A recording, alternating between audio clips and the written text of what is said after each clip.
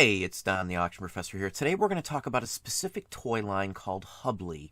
Now, I've brought them up in other videos, and I actually had a video where I show a postcard with a Hubley vehicle in it and talked about it a little bit, and I had quite a few questions on Hubley in general. So let's hop over to the screen right now, and I'm going to show you some of what Hubley is. So here we are with Hubley. Now, the first thing I'm going to hear, I know it, is you're never going to find these types of things in the real world. For the most part, the high dollar ones, yes, that's true. But if you wait to the end, I'm going to show you a whole bunch that you will definitely have chances on finding, because it's things that I personally have found and seen in the wild. Now, every Hubley isn't worth thousands of dollars. I've never had a Hubley worth more than, say, $400 or $500 in my entire life of selling it. That is a fact. But I've had tons and tons of $50 to, say, $200 or $300 pieces of Hubley that sold really quickly and made me a ton of money. So if you wait to the end, you're going to see some of the items that we do find and do sell for some good money. So let's just get into the high dollar ones here first. Hubley was around way into the 60s or 70s, if I'm not mistaken. Also, the key ones are obviously the vintage ones. They made guns and all kinds of things as well.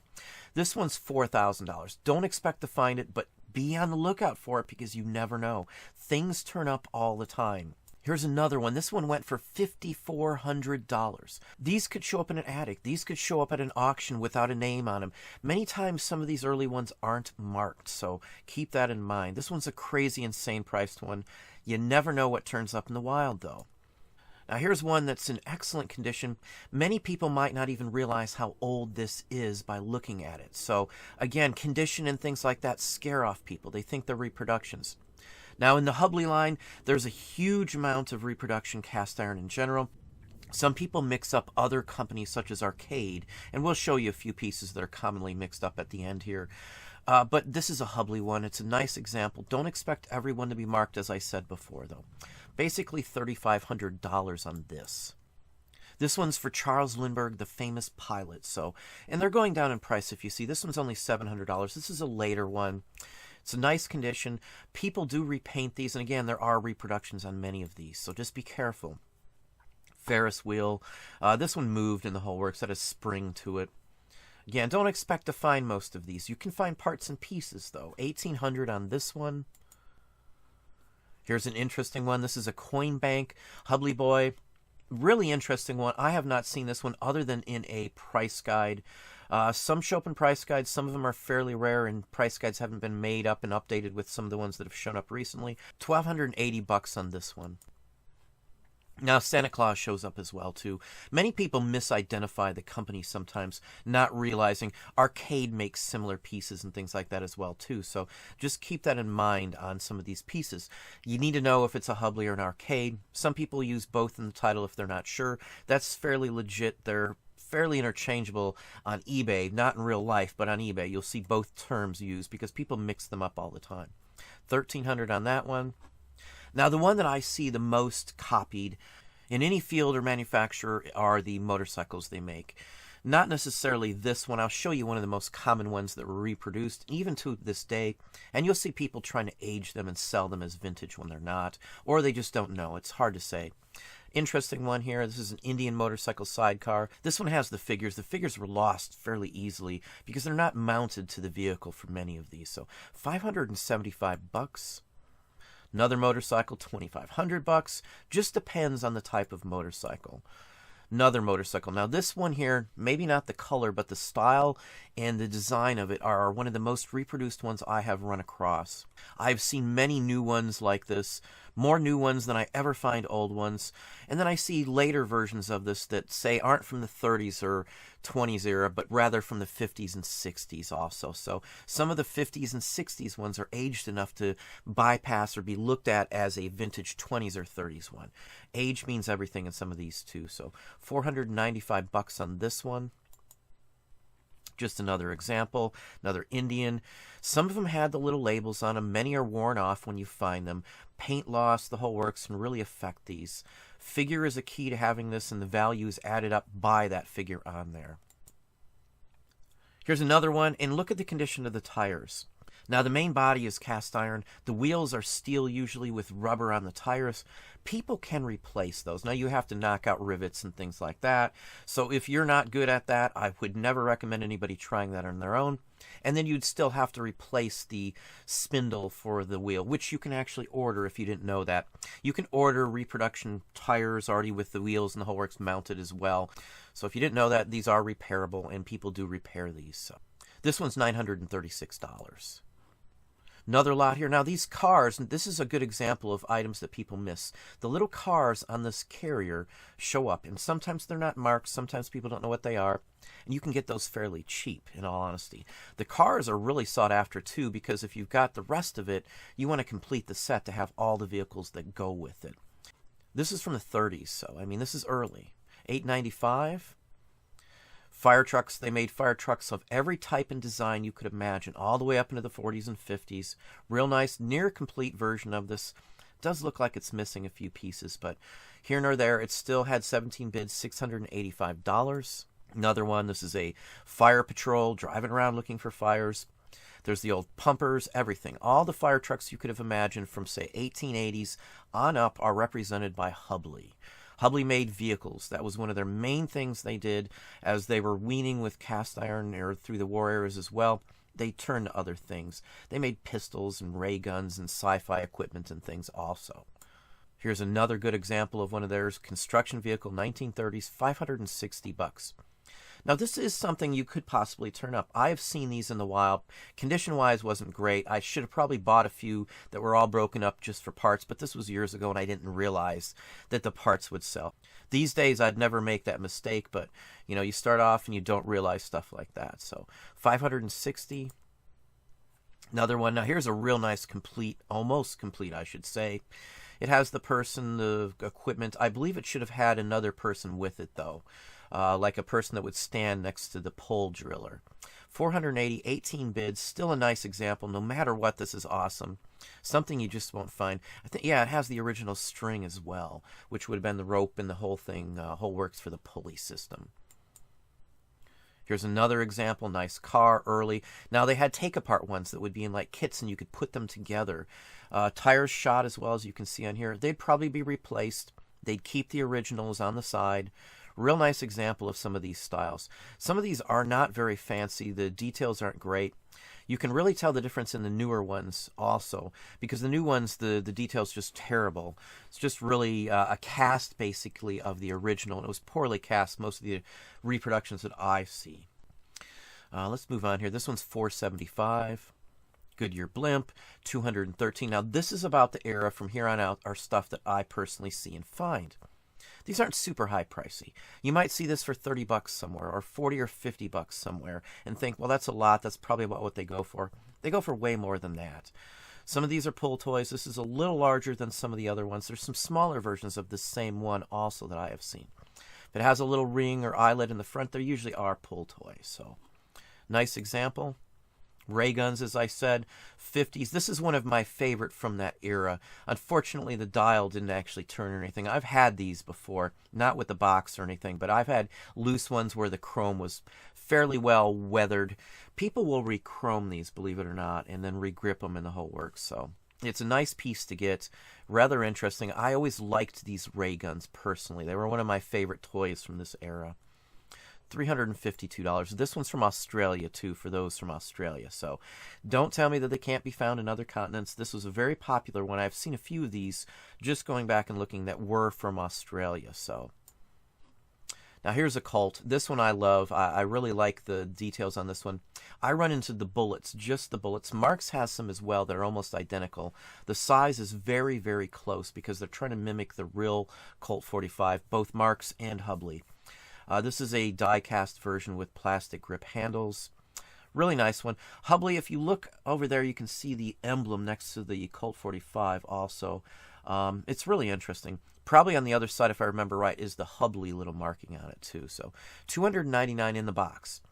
Again, you might think that wouldn't show up. You're going to probably find the gun on its own. You can put a red tip on it and sell it.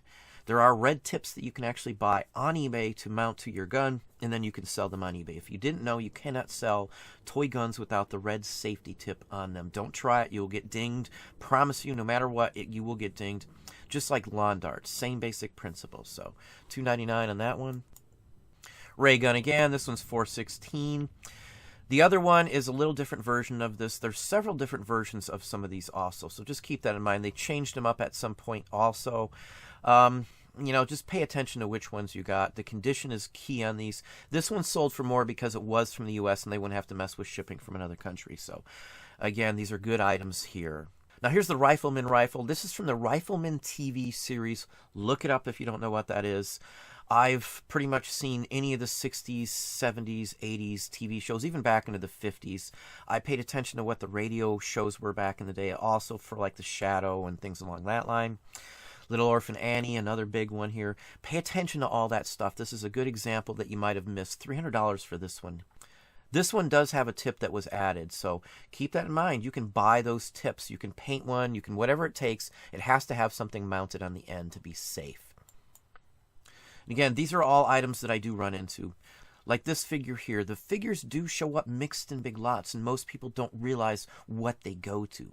If you look back at many of my haul videos, you're going to find that I turn up this kind of stuff fairly often, especially the Marks ones, but these Hubley are really good ones to find. Almost $400 for this one here, so just keep that in mind. Most of these you can find in, say, price guides and things along that line. Sometimes this is a quarter of the price or even a half of the price of a vehicle is the little tiny figure in it. So, and again, these do show up. People just don't know what they go to, or the paint's all worn off, just looks kind of junky, and people just don't think about it. Here's another set, jazz musician set, swing band. Really interesting. They say swing band, but this is more jazz, I would say, from the looks of it. Nice set here. Perfect example of some of their early figures that people may miss and misidentify as not being Hubley. Most people wouldn't think Hubley did something like this. $675. Here's another example. This is a paperweight. Hubley made paperweights. They were well designed, better than the normal toy pieces in my opinion. Really nice looking example here. It's got some wear and some loss to the finish. Typical with these. Cast iron again. It's not bronze. It's just painted to look like it's bronze. $295. This is something that people would miss and not realize what it is. It could be dirty, dark, dingy, black in color because all the finish is gone. But those are the ones that I usually can score on because most people miss them. Another one here, Popeye Set. Now, if I'm not mistaken, they've made multiple sets of figures. I've seen a Felix the Cat, bulldogs and dogs of various types, cats, even furniture pieces Hubley made also from the same era. Now, this one sold for $247 for the 3 figures with 4 bids. I would have split them up.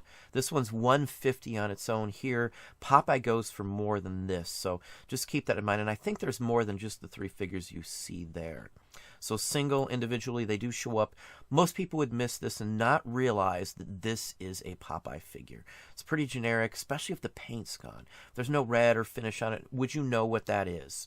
That's why I can find these sometimes for a few dollars. Or they show up mixed in with toy soldiers and cast iron figures of other types. Dogs. As I said, I've found bulldogs many different times over. Now, this dog on the right is from the World's Fair, and he has a little necklace. What you will find more often than not is that little tag is missing, and it'll just be the dog. So even without that tag, he still will sell, but nowhere near that amount. The cat's not super, super scarce. These little animals are the ones you're going to find. I promise you, if you look hard enough and you go to the right places, you'll find them. If you're only going to thrift stores and garage sales, chances are you're not going to have a good chance in finding the better stuff like this. Many times this type of stuff just doesn't make it there. It goes through an estate sale instead. So that's why I don't search too much at thrift stores as much as I used to. Ours have closed down. There's only a few in my area, as I've said before. But $250 on this set. Parts, pieces, wheels, doesn't matter. Now, Wilkins, Hubley, Ives, Kenton, as you see, are all names from different companies. They've mixed them all together. Many people cannot tell the difference, or it's a mixed lot of various different types. Just keep that in mind. Another one that you would have added to this would have been Arcade. I would have put the word Arcade in there because it's another company that rivaled Hubley for a long time. $243 just for pieces and parts. Stuff like this I can pick up for 10 or 15, even 25 bucks if I have to, in a big junk lot at a sale somewhere. It happens all the time. Don't tell me this stuff doesn't show up, because it's out there. Look on eBay, all the other people that sell it. Look at some of the videos I've got. I find stuff like this. Dogs, as I said, I would have probably sold these at one at a time, in my opinion, just because some people want a specific dog. So like a Cocker Spaniel or a Terrier or something, someone's going to want that specific dog. Scotty dogs sell very well, so a Hubley Scotty dog on its own probably would have netted them more money than this. I could conceivably see them doubling the money on here. $125 a piece on average. You don't necessarily have to list these in the toy section also. You could list them in the dogs under the collectibles animals category. Let's move on here. Just got a couple more here to show you. Parts and pieces. Again, they've just added the names. They split these up into various lots. The figures alone usually sell for some decent money. These are cast iron figures. Two different lines. The ones on the outside are older. The one on the inside is a little newer version, as you can see. Something you should get to know once you've seen a bunch of these. And it's been cleaned, I would say, or it's a reproduction. I would have to hold that one in person to say. The other two on the outsides, I would say, are most definitely original, just by the tint and the color of the paint. So $172 on those pieces. And the last one is one that's always mixed up. I can't tell the difference on some of these signs, whether it's Arcade or Hubley. They both made these. You could buy individual signs by Arcade as well as Hubley made sets, and pieces get mixed up throughout the ages, so who knows which one's which in my book. It's hard to tell. Most of these aren't going to be marked. So you're fairly safe just putting Arcade or Hubley. Something, again, somebody would miss. If I saw these pieces for $5 or $10 in a box, I would buy them. Would you buy them?